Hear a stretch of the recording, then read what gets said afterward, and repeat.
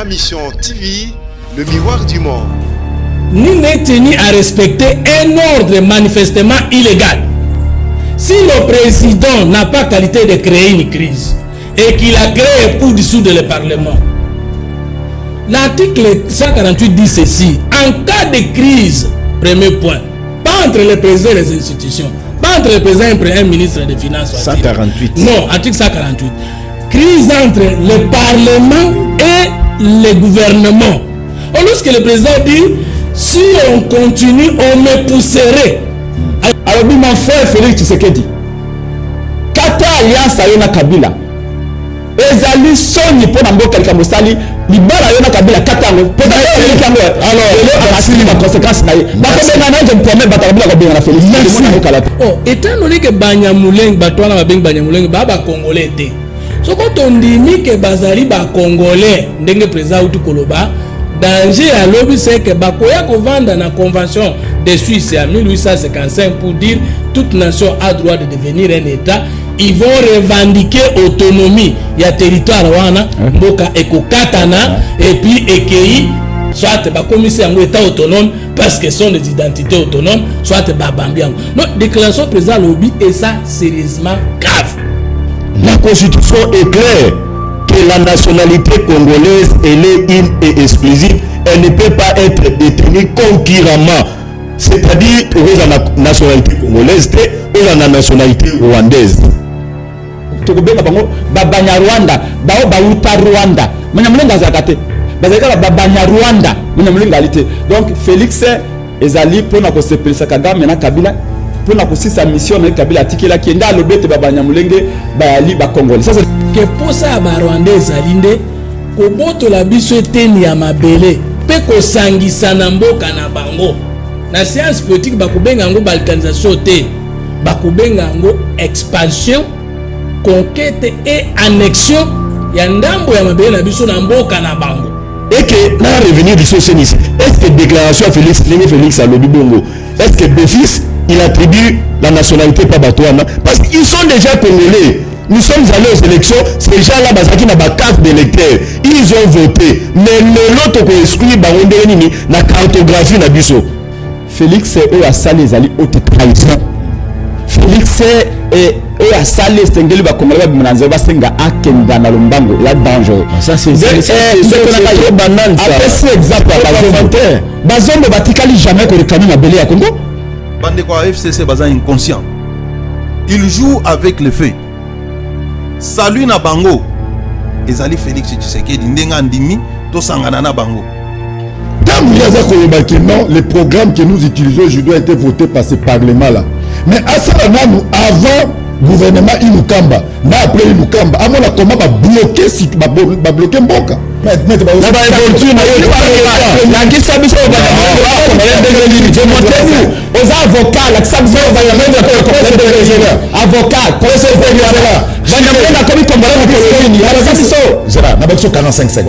président les circonstances ne sont pas les mêmes.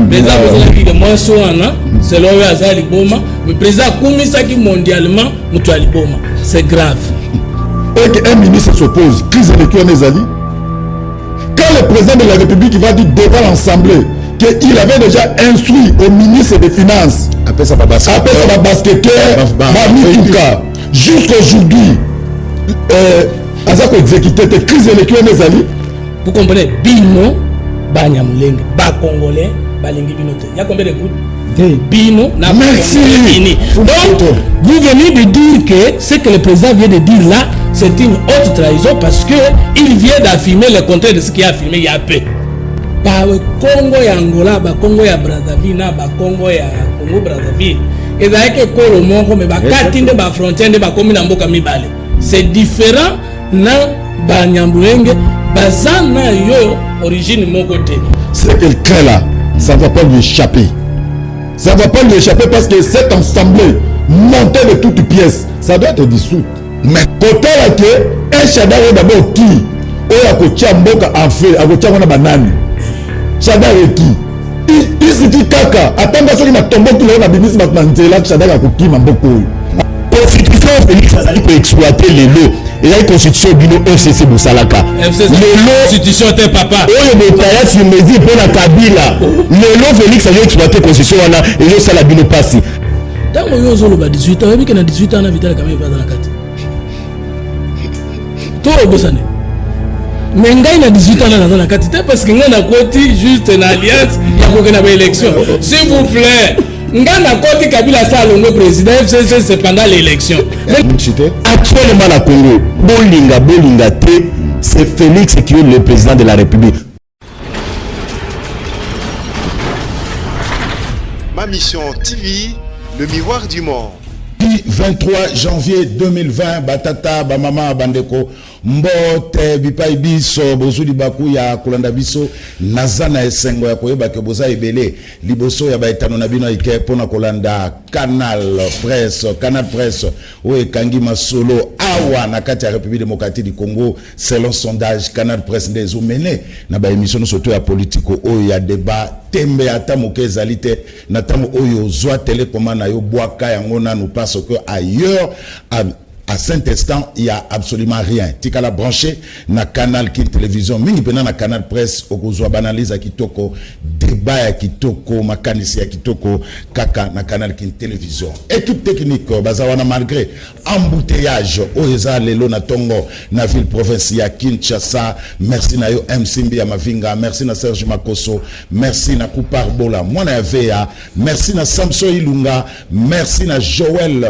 Pembele, merci na pour tous les grands maestros, équipe technique Bangwana Oyo, Bako Ede Biso, Pobolanda Biso na Bandaku, dans de très bonnes conditions. Mbote, Nabino Baso Boza éparpillé à travers le monde, Obozona Nabiso na YouTube Sikoyo. Merci Nabino na France, na Belgique, na Suisse, na Irlande, na Hollande, na Chine, Dubaï, na Amérique, Canada, Brésil, de partout. Merci pour la fidélité.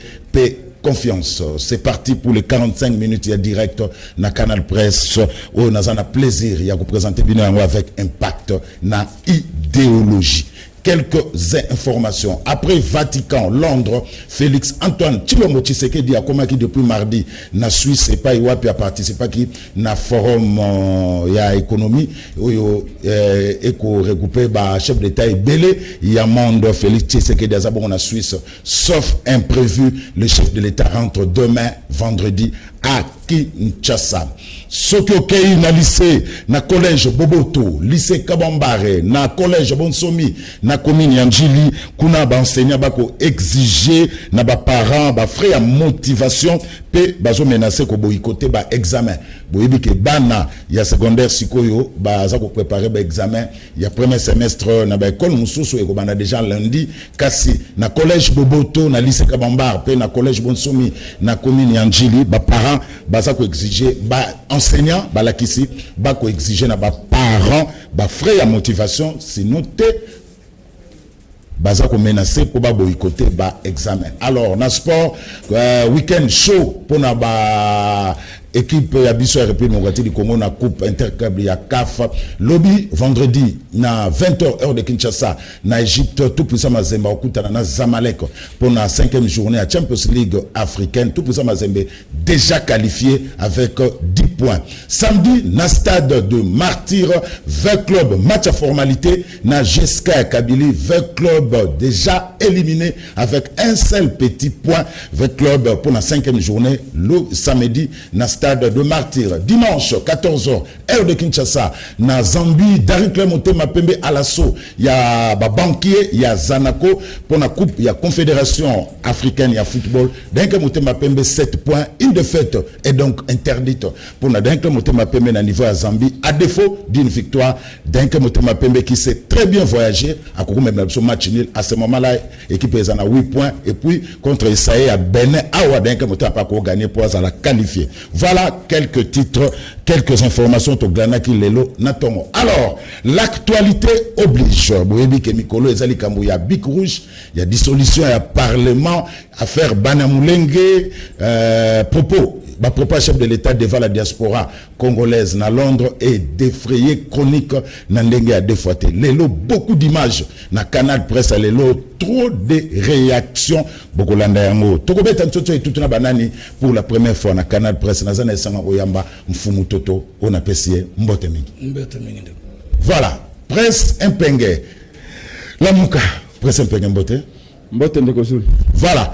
Tout ça, on a Maître Bazin, il y a Dynamique pour le changement. Allié, il y a IDPS. Bonjour, Maître. Bonjour et merci Naba co-débatteur dans le plateau de télévision. Voilà, tout ça, c'est la papi au Kata, il y a UNC, Azan Anzelande, la Lobaki na Bandeli.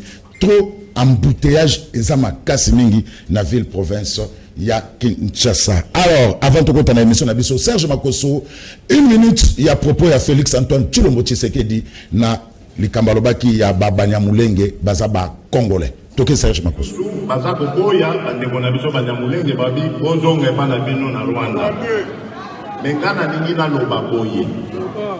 Banyamulenge bazali bakongole. Totika koyinana kati na biso. Oyoka ngai. Oyoka. Bato wana bavanda des générations et des générations. Ezali lokola bino awa. Bovandi na mboka bapaya oyo. Bakomi koboyela bino parce que bouta Afrique. Non. Eloko wana toboya yango. Voilà. Tout Kolanda. Prince Mpenge. Babana Moulengue Bazaba Congolais Dixit Félix Antoine Tshilombo Tshisekedi. Babanya Moulenge Bazali ba Congolais te. Pe etini moko to tribu moko babengi Banyamulenge na Congo et à la Kate. C'est une invasion, une pire invention. Ça n'existe pas notion à Banyamulenge. C'est même Sony. D'ailleurs, tout c'est quand même Combo Anatepo Banyamulenge ba à la Kate. Ce sont des citoyens rwandais ba kota na Congo na ba vague successive. Ngai na mwana mboka Pierre Jacques Chalupa il y a 10 ans to lobela makambolo nazana 10 livres ndeko Zul na lingaki na mema ba mikanda oyo wana histoire ya Banyamulenge po bete mwana mboka Pierre Jacques Chalupa pe asonam abotama na Ovira na 1948. Yana livre moko na bagina na musika na lika na bureau mais na une tangote pour na bambouteillage et comment na Colette Brackman vers la deuxième indépendance du Congo. On a qualifié Kivu comme l'archipel de la terreur. Bato Yowana Bayaka entre autres en 1959 entre autres. Et la plus grande vague est en 1959. Et majorité na bango bazaka ba Rwandais tuti au Bayana Congo. Et belé bayako na bane 80. Nationalité Mobutu apesaka na ba Rwandais tuti wana au bako benga Banyamulenge apesa bango na 1971 pour des raisons purement politiques. Ayeko Mobutu bango na 1981 parce qu'il s'est rendu compte il y a erreur il y a salaki. Wana lo ba maisa Mobutu. Ba bango tout d'abord Mulenge et Ali Motote. Tout le monde le sait. Eza ngomba colline. Et siko wapi ba tuti Rwandais ba wanda ko mema bangombe na bangombe bangombe kamera autre ko pese pa ya et pas ya James Kabale bwana. Bango kuna balinga bangombe mingi. Et siko ba Rwandais tuti ba banda ko zo bangombe na bango ba kai ko lesa bango na ngomba na colline ba bengi Mulenge. Ba musu ba chango bango ba chango mingi Murenge. C'est de l'histoire est une science et ça s'apprend. Soit Félix Tshisekedi a une histoire à Congo soit nege tata mokonze kolo ya Congo Martin Fayulu lobaki mission va pesa ke pa Kabila ezali yango yiwana ndeko sulu nako sukisa. Alors donc dans l'histoire on a appris tous ezaka pesa pengete ndeko azali politologue lokola ngai ayebi yango très bien. Donc Mulenge ya lingomba o ba Rwanda bando ko katsa ba koti na Congo ba ikolesa bangombe na bango na Congo. De bato utaka na ngomba ya Mulenge ne ba Banyamulenge ma réalité to ko benga bango ba Banyarwanda bao ba uta Rwanda Banyamulenge azakate bazaka ba Banyarwanda Banyamulengealité. Donc Félix ezali pona ko sepelisa Kagame na Kabila pona ko sisa mission na Kabila tikela ki nda lobete ba Banyamulenge ba ali ba Congolais. Ça c'est de deux. Est-ce que ba Rwanda wana to benga ba Banyamulenge ndenge ko to ko ndwire batunere Banyamulenge azakate bazali ba Banyarwanda bato auti na Rwanda. Est-ce que bakoki comme ba Congolais? Bien sûr que namboko to ali ba Congolais d'origine belge. Tu as ba Congolais d'origine angolaise. Tu as ba Congolais d'origine portugaise. Tu as ba Congolais d'origine française. Donc bakoki ko zo nationalité ce qui balandi mi beko procédure nationalité congolaise ezali avant de te abrade te bapesa ka nationalité na mpikute s'il vous plaît ndeko Non, c'est ça.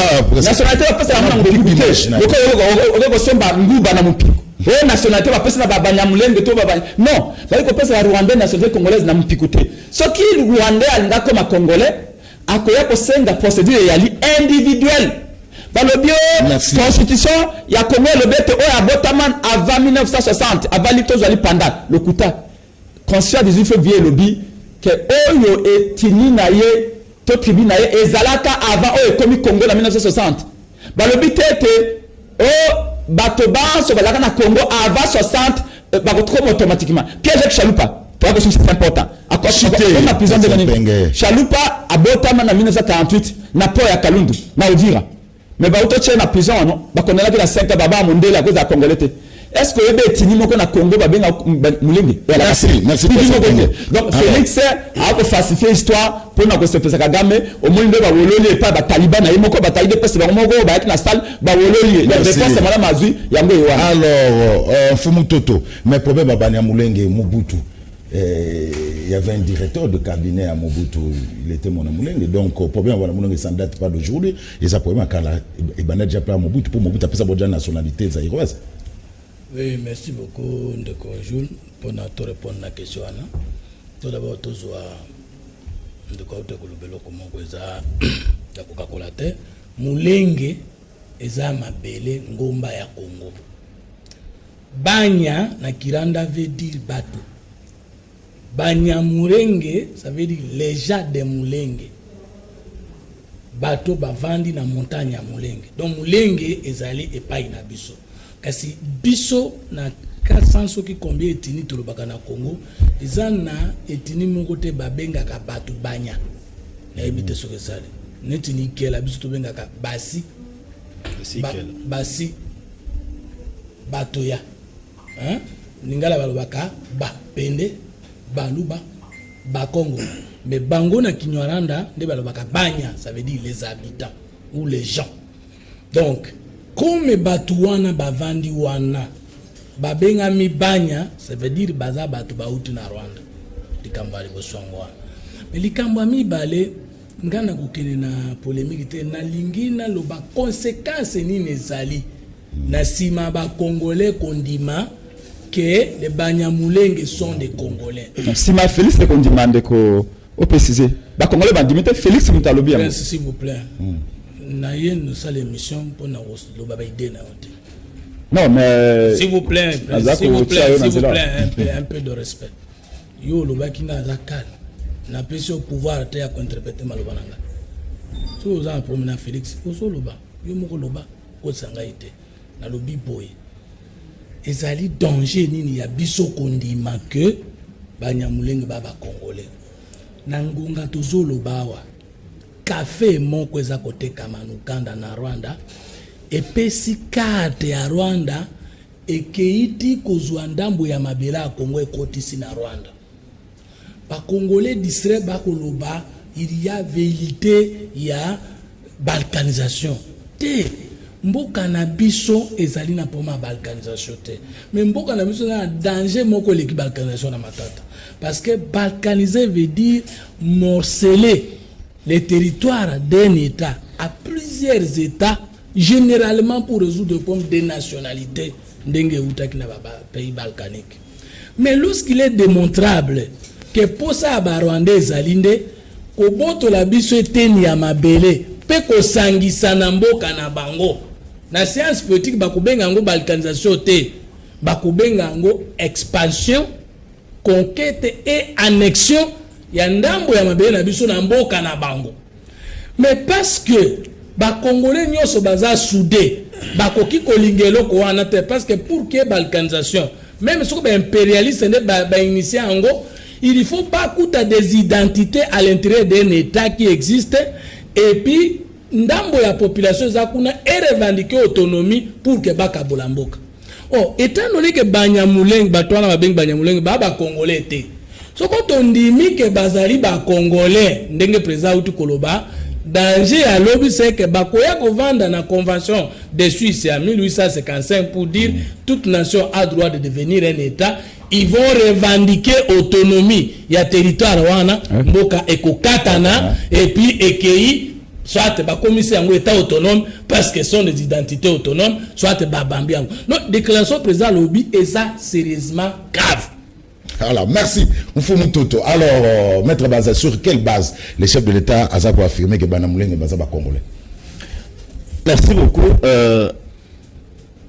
D'abord, à part le fait qu'il y a tous la politique, tous les intellectuels, on peut tout effacer, mais tout peut effacer l'histoire. Tout peut mélanger l'histoire dans la politique. Parce que déclaration telle, ils ont répondu à la tente politique, et c'est tout déroger dans la science. Donc l'histoire est tikala na baiba kolanda biso na bana na biso baba kubotama parce que tokokufa Congo ekotikala mais l'histoire restera intacte. Ce qui est évident et absolu que avant que nous ayons notre indépendance, nous avons vécu avec nos frères Olelo, Tozali ko qualifié autrement de manière discriminatoire. Alors que nous sommes appelés à rester dans l'unité pour l'intérêt Yamboka Nabiso. La limite n'a revenu, ce qu'ils ont expliqué ici, la ordonnance de Komobutu qui en 1971. Aïe quoi, Bojango, ça c'est une évidence scientifique écoutez parce que les ordonnances aujourd'hui circulent le motonnion sur toi Zanango. Mais actuellement au Congo, nous avons une loi mère qui est la constitution du 18 février 2006. Où na Okindeko awa yé a dérogé la constitution wana pour intoxiquer la population autrement.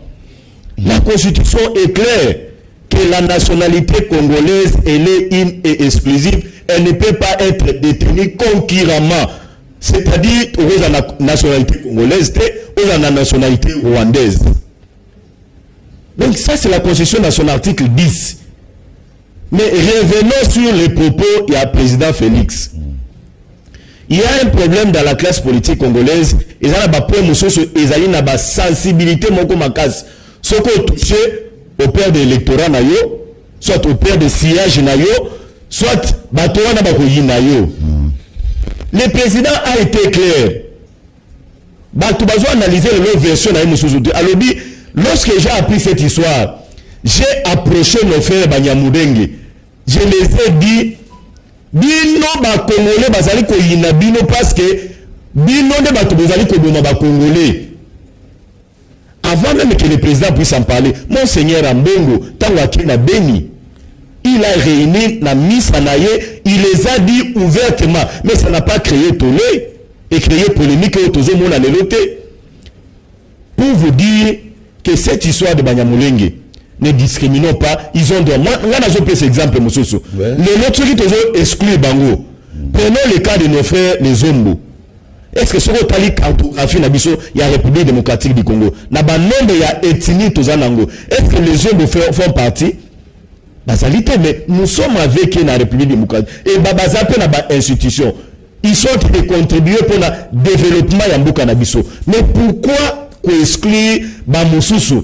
La meilleure des choses à faire est que là revenir du socialisme. Est-ce que déclaration à Félix à Lobibongo, est-ce que d'office il attribue la nationalité pas Batouana? Parce qu'ils sont déjà congolais. Nous sommes allés aux élections, ces gens-là, qui n'ont pas carte d'électeur, ils ont voté. Mais l'autre qui exclut la cartographie Nabiso. La meilleure des choses à faire, moi je souhaiterais, je demanderai à nos amis que nous avons un problème sérieux en République démocratique du Congo. Ah, il y a déjà des réactions. Non, mais je termine, non? Ils vont réagir sur base de mes propos. Oui, nous avons un problème sérieux en République démocratique du Congo. Passons par un nouveau recensement. Pour la Toyoba, combien nous avons aujourd'hui des études? Laquelle est l'identité fiable des Congolais? Parce que nous sommes surtout de satellite dans la carte d'électeur. Laissons la discrimination. C'est grave, c'est très grave. Félix est eux à ça les alliés haute trahison. Félix est et à saler stengeli ba congolais ba bimananze ba senga akenda na lombango il a dangereux. Ça c'est trop banal ça. Après c'est exemple à bazombo batikali jamais ko réclamer na belé ya Congo. Bazombo bazali ko vivre en paix na Congo attaque on suba na Angola batikali jamais ko réclamer kiteni ya mabele. Et puis ba ba moto ya mayele à partir à comparaison ko sala. Tant Félix Tshisekedi a comparé ba congolais à diaspora na ba Nyamulengi. Il n'y a pas photo. Non, personne n'a question. Rapidement, tu n'es pas dans la chance. Ils ont analysé. Si on connaît les militants, il faut pas donner les militants. C'est pas la France. Château Rouge. Ma tombé na Excel. Na katia na Angleterre, yana katia na Tottenham. Et Zali, ba Congolais bazali. Parce que katia ba majorité ba Congolais ba vandaka. Les Congolais sont là-bas depuis 40 ans, 60 ans. Ils n'ont jamais demandé dans ma mabele na bango. Mais Baba Nyamulengo ba lobi to na Congo, tana zwa na sote, mais c'est ma nationalité na bango zana dans ma mabele. Merci. Alors Fumu Toto. Banzo ba ba comme mabele. 10 secondes. Parce que ton a reçonné ba téléspectateurs que Zélande ko Fumu na reçonné ba téléspectateurs que tozana papier au Kata, il y a UNC, il y en a région de Bisso, dans le baki ya embouteillage ya makasi na Kinshasa. Alors, seulement. En tant que politologue, je suis anthropologue par défaut, parce qu'anthropologue est dans le plateau. Non, quand il y a Bazombo, ils allaient à comparer ni de près ni de loin avec les Banyamulenge. Non, ba Congo ya Angola, ba Congo ya Brazzaville, na ba Congo ya Congo Brazzaville. Ils allaient que Kolo Mongo, mais ba katinde ba frontière de ba commune Mboka Mibale. C'est différent na Banyamulenge. Bazana yo origine mon côté, Mayeko ya, s'il vous plaît. C'est de l'histoire de l'anthropologie politique. Deuxième élément, Mendeko, au confirmé yo moko ke déclarant président le bien grave. Nandengeni lobi ke président yemoko akende kuna yebisi bango. Bino Banyamulenge, ba Congolais balingi bino te. Bozali ko boma bango. Vous comprenez? Bino Banyamulenge, ba Congolais balingi binote. Il y a combien de groupes? Bino, merci. Donc, vous venez de dire que ce que le président vient de dire là, c'est une haute trahison parce que il vient d'affirmer le contraire de ce qu'il a affirmé il y a peu. Merci. Alors, Papi Okata INC, président na message naïe devant la colonie congolaise à Londres, il a affirmé haut et fort que Banyamulenge bazaba congolais. Ça a soulevé encore tollé au niveau de la République démocratique du Congo. Bon, mutaza na ndenge azoli message wana. Nayebi que président dans le contexte msusu alobelaki. Parce que président biso ayebi très bien tatali voici les aïs. Na 450 etini Nyamulenge zate. Tout le monde a histoire à Mulenge, comment bayaki bafani na montagne, ou à Mulenge na rôle baza ko jouer le président le sait. Mais peut-être des alliés na conteste parce que moko bossa intéressé un humaniste. Mais le problème là il y a vraiment wanaté. Na yende ke kotala que ceux qui président le bio loco ba réaction à chaud. Ou baza ko sala wana ya monde vraiment na yeli. Voilà, to ko la suka mais Mututo ebi mutema malamu ya président, comment ça humaniste, mais na voici les aïrs Nyamulenge zate. Voilà, gardez qu'un micro, comme il y a eu trop de réactions, dissolution en parlement, bic rouge, trop de réactions et soulevé tollé na niveau il y a classe politique congolaise, même na niveau il y a population. Première réaction, Serge Makosso, Janine Mabunda Recadre, le chef de l'État. Au service de la nation. S'agissant donc de ce sujet sur la dissolution, mon collègue du Sénat et moi-même, nous lui avons rappelé la ratio legis de l'article 148. Il ne faut pas jeter des articles de la Constitution en pâture à des incompréhensions ou des malentendus. L'article 148 parle bien de dissolution de l'Assemblée nationale, mais dans des cas précis. Il y a des conditionnalités.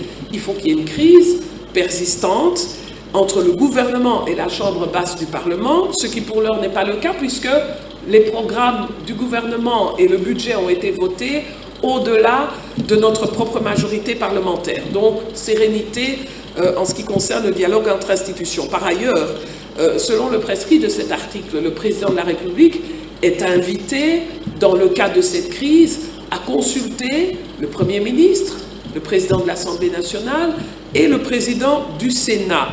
Et avant toute décision, faute de quoi, en fait, on serait dans une violation de texte Et la violation de texte est régie en fait par l'article 165 de la Constitution, qui dit que toute personne qui méconnaît notre loi fondamentale peut être exposée au cas de haute trahison pour violation intentionnelle de la Constitution. Je ne cite que les articles, je ne prends pas position, mais il me semble important de rappeler à tous que n'est pas juriste qui veut, et donc nous devons être très prudents par rapport à nos opinions publiques, par rapport à nos citoyens du monde rural, quand nous, à Kinshasa, nous... Voilà, alors, Papi Okata, est-ce que Janine Mabunda a le droit de regarder chef de l'État Félix Antoine Tshilombo Tshisekedi? Je crois que ce que Janine Mabunda fait, c'est délirer terme Angoana. Parce qu'elle a ni qualité, ni le pouvoir, il y a soi-disant qu'on recadrer chef de l'État. Parce que chef de l'État est répondant dans Babylone, dans Bangoana. Plus grave encore, ce que Janine Mabunda fait, mais elle a interprété la Constitution Mabé. Tant qu'il y a une crise persistante, et puis il faut consultation. Pour la yazo quand c'est amis. Mais historien, politologue, lorsque De Gaulle, pour dissoudre l'Assemblée nationale, a convoqué le président de 2 chambres, ils n'ont même pas eu le temps de parler. C'était ça la consultation. Et c'est le chef de l'État seul qui peut constater la crise. Non, les programmes que nous utilisons aujourd'hui ont été votés par ce Parlement-là. Mais à ce moment, avant gouvernement Inukamba, après Inukamba, avant la comment bloquer Mboka. Avant Inukamba, le pays marchait. Avant Inukamba, tout ça, Mboka, ça n'a 100 jours. Mais depuis qu'ils sont là, quand le président de la République nomme et qu'un ministre s'oppose, crise électorale Nezali, quand le président de la République va dire devant l'Assemblée qu'il avait déjà instruit au ministre des Finances, après ça va basketteur, jusqu'à aujourd'hui, Azako exécuté la crise électorale Nezali, il ne faut pas qu'on blague parce que Moutouazan a mouté ma malam. À leur temps, à l'époque de Kabila, Kamer avait perdu le poste. Pour une cause juste. Le fait seulement de dire que l'Assemblée n'a pas été consultée. Alors, elle va parler à tant que qui. Et puis, pas quand on parle de parlement. Il y a un parlementaire. Tout ça, il y a un parlement bicaméral. Il y a Zali, Sénat Zali. Quand la mouki veut vivre dans vacances, ça s'appelle le désordre. Et ce qu'elle doit savoir, c'est qu'elle crée là, ça ne va pas lui échapper. Ça ne va pas lui échapper parce que cette assemblée montée de toutes pièces, ça doit être dissoute. Merci. Là, c'est automatique. Merci, Papi. Okay. Alors, ça ne demande pas son point de vue. Ça ne demande pas son point de vue. Voilà. Est-ce que Mabunda avait le droit de regarder chef de l'État? Et puis, chef de l'État, il va dissoudre l'Assemblée. Alors, ce qui va pousser à Kosala Yango. Merci beaucoup. Nalingi Kova Papi Okatake. Et là, quand on s'ose reprocher, il faut que Koye Bavalère Yamoto. À délire. Oui, à délire. N'a répété un peu les sous-sous. Elle ne mérite pas de respect, cette dame-là. C'est la même. Tu vois dans des Facebook, tu vas comparer la poisson. Est-ce que tu trouves ça normal? Merci. Elle ne mérite pas de respect. Merci. C'est la même dame. Oyo Papi Okata di Kasha Zolo Balelo, Kazo déliré, qui a fait l'objet de félicitations de Félix. Il y a Félix dans le discours sur l'état de la nation. Donc, président, les circonstances ne sont pas les mêmes. Président, c'est l'heure mais président, comme mondialement, c'est grave. Tenez, Papi Okata. Janine Mabunda n'a pas engagé le Parlement. On dit ceci, Janine Mabunda, président de l'Assemblée nationale. Il ne faut pas faire gaffe, hein? Elle n'a pas dit au nom du Parlement. Et ça, le membre du CENSA. Mais est-ce que Makambo Nalobi n'a engagé CENSA? Non. Et ça, présentation. Mais il n'y a pas sur des articles. Article 64 de la Constitution. Tout Congolais a le droit, le devoir sacré de tenir en échec tout individu, groupe d'individus qui prend le pouvoir par la force ou qui l'exerce en violation des dispositions pertinentes de la Constitution. Mais c'est pas le cas. S'il vous plaît. C'est pas le cas. J'ai dit ceci. C'est pas si le président pose un acte contraire à une disposition de la Constitution, Congolais nyonso moi si mobile. J'ai dit si. Ah oui, si. Deuxième article, papa. J'étais par là. Non, papa, mais toi qui débat, non? Deuxième article 28 de la Constitution. Ni n'est tenu à respecter un ordre manifestement illégal. Si le président n'a pas qualité de créer une crise et qu'il a créé pour dissoudre le Parlement, l'article 148 dit ceci: en cas de crise, premier point, pas entre le président et les institutions, pas entre le président et un ministre des Finances. 148. Non, article 148. Crise entre le Parlement et le gouvernement. Lorsque le président dit, si on continue, on me pousserait. Alors ça veut dire que c'est le président qui doit créer la crise. Mais il n'a pas qualité sur la condition de créer la crise. Ça, c'est un. Deux. Il y a crise, il y a consultation, il y a dissolution. Crise, Elinkoloba, Mokakatano, Oekoki Kopese Suboyo Kanite, entre l'Assemblée nationale et le Parlement. Or, crise pour le moment est difficile parce que le Premier ministre a outil par l'Assemblée nationale, l'Assemblée majoritaire CC. Crise Kozandeni. Alors, tant que consulter, ça veut dire quoi? Comme crise des alliés. Tant que le président a consulté le Premier ministre a dit Makoyo Kanana, Assemblée nationale. Quand on a consulté le président, il y a des chambres. On peut constater la négociation pour la ça, crise au lieu d'aller dans la dissolution. Mais oui, c'est ça. Voilà. Mais ce qui va dissoudre l'Assemblée nationale, si crise existait, mais ce n'est pas la dissolution du Parlement, FCC va rester majoritaire au Sénat. Et même si vous avez l'élection, vous avez gagné 150 députés, vous avez sous majorité, vous allez encore nous demander un Premier ministre. Mais ayez le courage d'aller dans l'élection présidentielle anticipée si vous voulez. Merci. Alors, Presse Mpenge, mais il y a des signes où ils ont montré que ça ne va pas. Quand le chef de l'État a devant la nation congolaise, que à sa place hors de le basketteur, véhicule, ministre des Finances, quand le chef de l'État veut voyager avec le ministre de la Défense, parce que c'est là un aéroport, il y a Kingakati. Un ministre ne peut pas s'absenter 24 heures dans le bureau, mais tout le monde a un ministre qui va s'occuper de l'administration, na bango mbwela lodge, na bango Kingakati. Vous savez que Félix Koto n'a pas sa raison. Il y a le bifo bic rouge ça là. Ndeko soko moni mwana azali ko manquer respect na papa nae en public to libanda c'est que amaka ka respect na kati ndako. C'est qu'il y a faiblesse à papa nae. Ils savent qui est Félix Tshisekedi. Ils savent d'où vient Félix Tshisekedi. Ils n'ont aucun secret. Ils savent comment Félix a été imposé. Comme au Monagi journal wana yango bazo respecté. Ndeko Monagi journal Libre Afrique les jours où Kabila a imposé Félix au monde entier. Le journal a dit Kabila a béni le président africain à l'obit. N'a pas dit que Félix Fayulu a comme Mokonzi à Congo parce que Fayulu azali imbivable. Il y a moi Kabila, abi Fayulu azali imbivable. C'est-à-dire que pour Kabila Fayulu azali Congo bololo. Ce qui Fayulu azali Congo bololo, yango moni Kabila boy ko chaya. C'est que Félix azali nani? Félix azali lokola Mirinda, lokola Gino. Dit que Soukali, Kabila Melaki, ils connaissent qui est Félix, c'est limite, ils savent les limites de Félix. De Konangaï. Tant que tout le basket, un papier à l'objet. Un ministre, un président français disait un premier ministre ou un ministre, ça ferme sa gueule ou ça démissionne.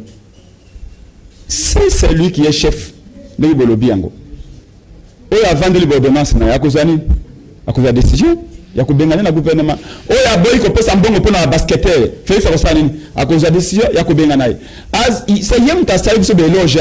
Nous sommes en coalition. Kabila est un partenaire. Kabila est mon frère. De la même manière, ça qui éloge envers Jani Mabunda. Jani Mabunda est une excellente dame, une dame de talent, une dame talentueuse, intellectuelle, une dame de valeur. Maintenant, Jani Mabunda, de copapi, ayen, c'est comment on fait Jani Mabunda. Félix Albi Jani Mabunda, c'est la femme nette plus ultra. La plus grande femme qu'on puisse avoir dans ce pays. Mais le Bengo Sabinouni, Jani Mabunda a rappelé Félix Kokei Libanda, Oyebe Sika Outi. Et vous allez fouiller à Kindakati. Attention Félix. Est-ce que vous remarquez le comment on dit? La déclaration Félix a que ça la wana. Astara Yangoka va se faire Libanda. Ce que vous avez dans le Congo, silence de mort. On dirait Maloba. Félix face au Kinois. Voilà, on dirait Maloba au stade d'Azali Teba, comme on a Kanda, Félix a créé Mboka. A pris nationalité, verbalement na ba ça mettre Bazin maloba ko mona ke Félix akeni banda akeni États-Unis alobi na ko déboulonner Kabila bana États-Unis mbani alboso azongi na Congo wa Léon Atundu Liongo Atundu alobi Félix doit clarifier sa pensée pour Félix qui est au Congo on va dire que ça expliquer oh non je n'ai pas dit ça j'avais dit que je vais les antivalets doivent passer akaina Windhoek na Namibie devant la diaspora congolaise. Alors bien moi je ne compte pas être le président qui règne et qui ne gouverne pas. Dès que je rentre au Congo, je vais nommer un informateur pour dégager la majorité au fin de nommer un premier ministre. A comme Kabila Lobi na monsieur, tu connais ce qu'on a fait Kingakati. Tu dois nommer Lunkamba directement. Kabila a poussé Félix à violer la constitution. En nommant directement premier ministre, on a nommé un informateur. Oh, Nani Bazar, le bagage intellectuel, il va nous dire pourquoi Félix n'a pas nommé un informateur, a nommé directement un premier ministre. C'est Kabila qui l'a posé, qui a poussé à violer la constitution. Donc, comment on a bilo connu ce Félix à Gossala, d'ailleurs, Moutoumouka et Psinga mais Félix, ce que le talibien pense que le Bolivia s'est trompé. Kabila a nommé qui est le coup la présidente. A nommé qui est le coup la ministre des Affaires étrangères. Mais quand tout Félix à Gossala, Azak ça a nommé quoi ministre des Affaires étrangères. Il y a Kabila. On a la coalition FSC cache. Na gositena maloba au président élu Martin Fayulu alobi na Boma alobi ango na Kisangani alobi mon frère Félix Tshisekedi kata alliance ayo na Kabila ezali soni po na mboka likambo sali libala yo na Kabila kata ngo alors la conséquence na ba ko benga na je me promets ba Kabila ko benga na Félix. Alors maître Bazin on reproche aussi à Félix au lieu de faire des déclarations à wana Kinshasa à que ça la ka ba déclaration na Libanda et puis ba to bazo banga babi Félix a ça ba déclaration Libanda sauf est prévu il rentre demain vendredi à Kinshasa au mona bango sona ntsele na Kingakati a que de pardon ba ko pas sona Kabila maître Bazin. Merci beaucoup na kosenga o tikelanga pe temps d'antenne nanga na na ba verbiage na utiko yoka na rappeler na fumutoto eke esengeli a comprendre bien histoire ya ba Banyamulenge. Il a bien expliqué mais j'ai entendu une contradiction aussi énorme et pas naïe de me faire avaler certaines choses au ngana lobby et je persiste et je signe et que ce sont nos frères. Discrimination et cause entre bisoté. Par contre, il va faire une libre sensibilité. Au son lobaki mettre bazar fanagi. Par contre, il va faire une bisoté. Toke mettre bazar. Yo mtosa na maloba. Oui. Toke. Merci beaucoup. Ah, le bazar c'est la maloba. Non, après c'est pengé, s'il te plaît. Ils ne sont ni congolais, mais tout ça. C'est na kato maloba. Voilà. Toke. Merci beaucoup parce que ezali na ndeko na ya zakuna en face à plateau azo ibina binanda azo féliciter à oui. Na lingi na yebisa ndeko Mfumutoto na rappeler parce que azali alobi madame Janine Mabuna na rappeler je pense que azali politologue a yebi circuit ya Assemblée nationale comment il fonctionne pour que madame Janine Mabunda a répondre qu'elle fasse une déclaration et doit réunir certaines commissions il y a Assemblée nationale.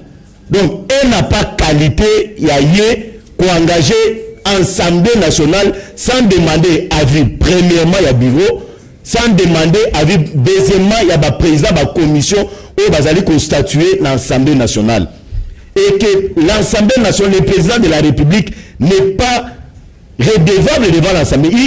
L'Assemblée nationale n'a pas qualité d'analyser les propos du président de la République. Ça retenir. Na yoki lobby et logo moko lisusu na constitution na biso. Bon, ça c'est un rapport avec le Banyamulenge. Je peux vous concéder dans les mal et cette histoire là. Mais na répondre Nandeko. Vous allez vous rebiffer combien de fois? Dans le lobby, vous pouvez changer combien de fois? Tantôt Félix Azali président de la République était, tantôt Félix Azali ministre des Affaires étrangères. Donc vous allez chercher de tout sauf rien dans la tête de Félix et vous n'en trouverez rien. Donc c'est la cas politique, il y a acclamation, il y a intox, il y a drogue et pas population, mais vous ne gagnerez rien. Si vous dites que vous allez la population rien à stade de Martyr. Mais vous avez organisé une marche il n'y a pas une semaine. Combien ont été là à part Bino? Vous avez créé une milice dans la banderole na Mitou. Plus de 10 000 personnes. Oh là là. Vous êtes allé faire une messe. Vous allez mettre dans 5 heures. Vous allez mettre dans 5 heures avec un monsieur l'abbé que vous avez vous-même créé de toutes pièces. C'est trop grave ça. C'est pour la réalité que actuellement la Congo, Bolinga c'est Félix qui est le président de la République. Préparez-vous pour les élections de 2023. Et rien ne sert. Vous avez approfondi, il y aura des crises. Il y aura des crises. Jusqu'aujourd'hui, on ne voit pas ça. C'est pour vous dire que vous n'avez pas la population. Vous avez que les micros, les caméras, les chadari, vous allez vous faire des vidéos, vous venez à la télévision. Vous n'avez pas la population avec vous. Moto Yazali la population na Simanaye. Le pays est déjà en frise. Merci. C'est pour vous faire voir que vous pouvez tout parler. Merci. La population n'est pas en train de vous écouter. Et cette population n'est plus encore guide. Merci. Revenons à l'eau. Où est-ce qu'elle est à l'eau? La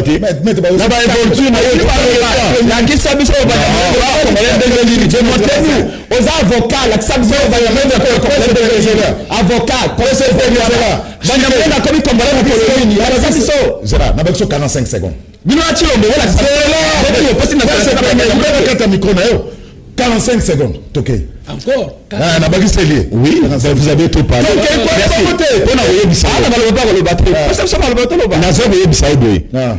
Fayoum na est ça a combien de fois? Banyamulé va voter qui était. Bah aux autres là qui bazaba congolais. Va voter qui était. N'a pas de réponse. Paie sa réponse. Paie sa réponse.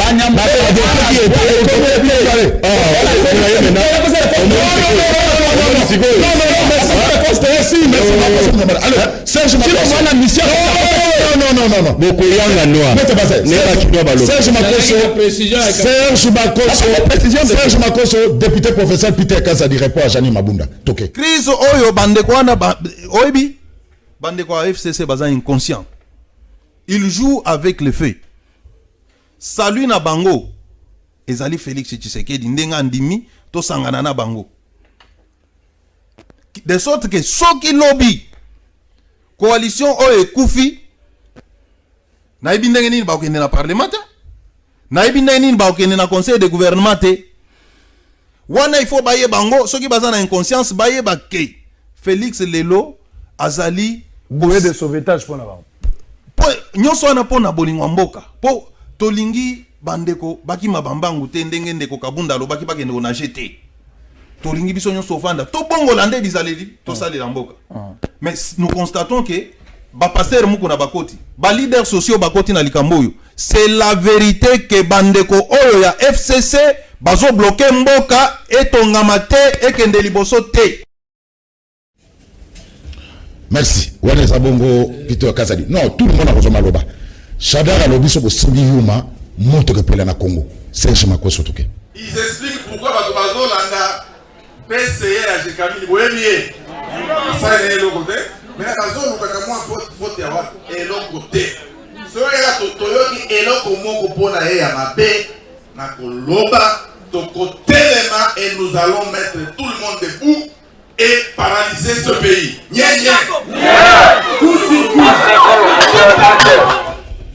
Voilà, papier au 4. Réaction. Tout ça, tout à table. Je crois que Ndegonangai Peter Kazadi était clair. Il a expliqué que ceux qui FCC baza continuer à vivre dans beaucoup baza tambola librement ba profiter que na mutema malama président Fachi. Parce que mutu nyoso ayebaki ke na bila oyo bango basalaki na ba nombre ba fausse commune bango ba créaki na ba nombre ba moro bango ba kozaki na ndenge ba bomi l'état bato wana ba okasi ko vivre na mboko te. Mais président Félix ayaki na je suis à pardon kolimbisa bango ko considérer bango neti baza bandeko.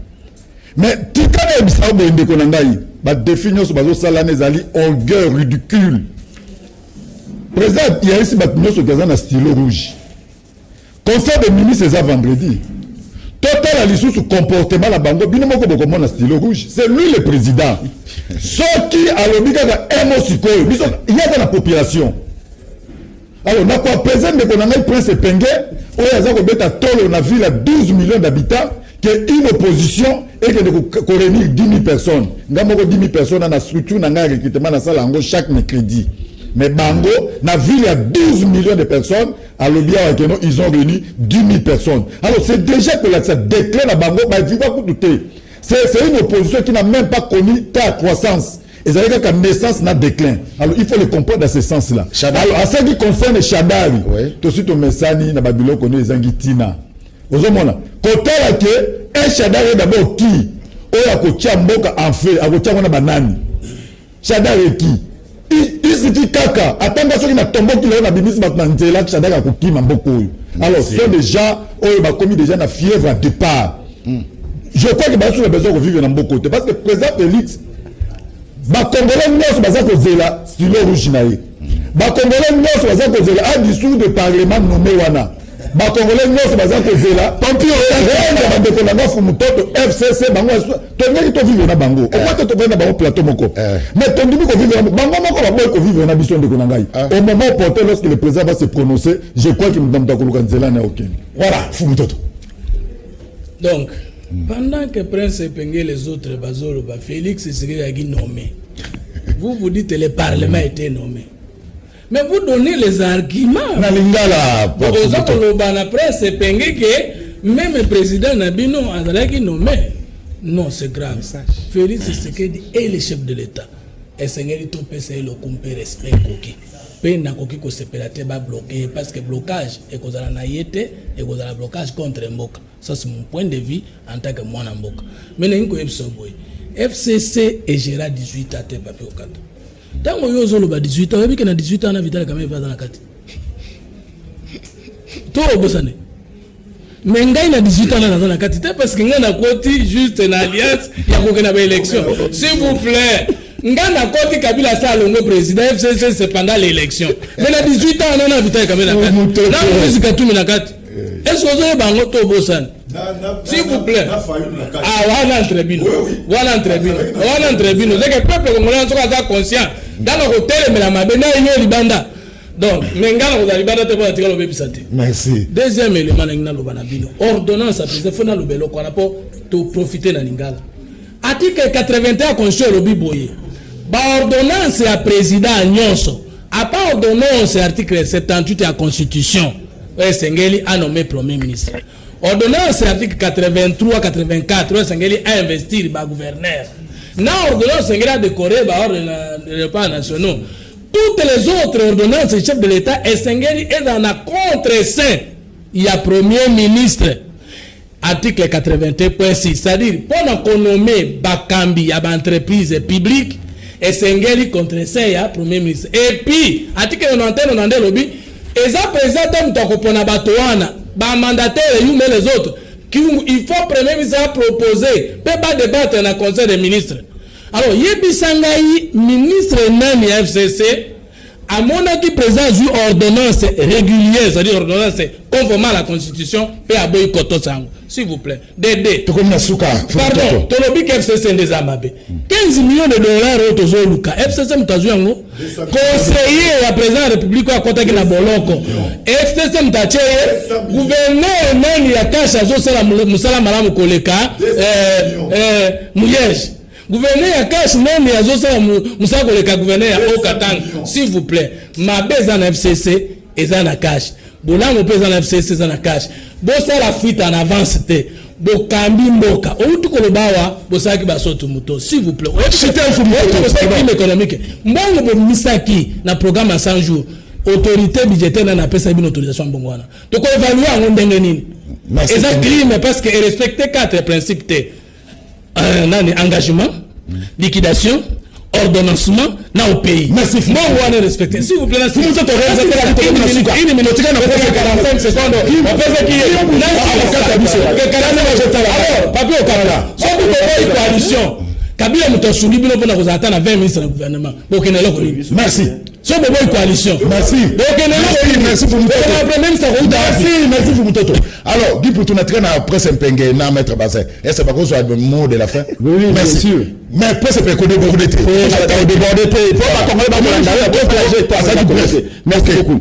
Et à l'Ibesso, on a cassé que tu ne peux pas papier au Qatar ou à Vital Camille à quoi que vous avez ce qui Vital Kamere a sa petite explication sur les 15 millions. Mais n'a pas comprendre avant que le 200 millions, la charité bien ordonnée commence par soi-même. Mbanzi et Alina Lisso à Kamere, la lobby boye. Mbanzi Alina Lisso à Kamere, il y a 15 millions. Mbanzi wana no longo la moté. Tout notre mouton tu as 200 millions. Vous remarquez, bah Congolais va remarquer qu'il y a une image de la Sawana. Oh, Chilombo que le bac Banyamulenge va appeler la nationalité rwandaise, c'est qui est autre chose. Image a mis balai à l'été. A présenté Vital Kamere par population. Bah Taliban, il y a eu des personnes. Bah vous voulez Vital Kamere à l'unanimité.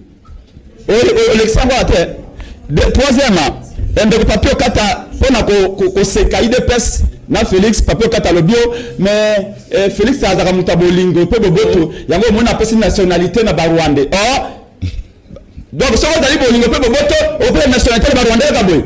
Au de trahison, tu ressembles Sabino Banso. Il y a pas de ressources de Sonala. Et puis que ça qui a Soukal, ça c'est à Soukal, c'est à Soukal Zaki 6500. Et comme 11500. Ça qui a Madès Zaki $120. Ça qui a Madès c'est comme $190. Jani Mabunda, oh ya Kofinga na INC. Jani Mabunda, oh Félix Salobaki que c'est la femme la plus intelligente. Jani Mabunda a rappelé Bango que dollar, tango Kabila Nomaki, Félix $, Zaki na 16. Dans le commune à 18,500. Donc je suis en disant, président élu Martin Fayou, à l'Obaki André Nakisangani. Félix Osali Bouzoba, Tika Alliance Wana Kabila Ndekonabiso. C'est notre fait. Mais Félix a trahi tout un peuple. Et il a reçu que Nakoloba, Pona Bisso, le peuple a utilisé l'article 64. Bah, on va bien à Félix. J'ai mis ma boule d'habitude bien à Félix, Félix a pas bien à Bango. Stylo rouge. On dit que vous avez pas un week-end de Jules. Yo, Zalata, on a mon accès. Au comment on a vu que nous avons aux bic na yo ya bien un bic za studio mais tout le baka bic ndenge Félix alobi aux bic na au na classe au kasi bic ali malam au comme le professeur bandi dicter directement au comme ba bic commenter nini maya ina katete stylo mu ja Félix maya ina katete merci vous mais ça va c'est ça benana de ana pouvoir ba yo ya pamba le ministre de la Kota FCC donc ils ont merci beaucoup a changé le modèle na rappeler dans des entre réalité na stylo na rappeler dans des président le baki pour ba poster ba kutana naye y compris Fayou à moi on a président mais tu n'as pas dit ça na président par le baki de que non ba kutana na ba ko ai ministère ba que na on président on ne joue pas avec le pays. Constitution Félix Azali pour exploiter les lots. Et là, la constitution Bino FCC Boussalaka. FCC constitution t'es papa. Oh, le Boutaya sur mesure pour la Kabila. Le lot Félix Azali exploiter constitution et le Salabino Passi. La même constitution donne les prérogatives. Bandingi, c'est pas président de la République. Âge à ordonnance Wana. Parce qu'il est le garant de la nation. Le bon fonctionnement de l'État. Donc, il n'y a pas un problème.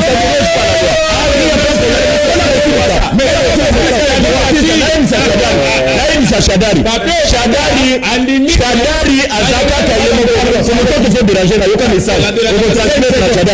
Shadari azaka yemoko na pantalon na ina bilogo yaza na kati Shadari azana population na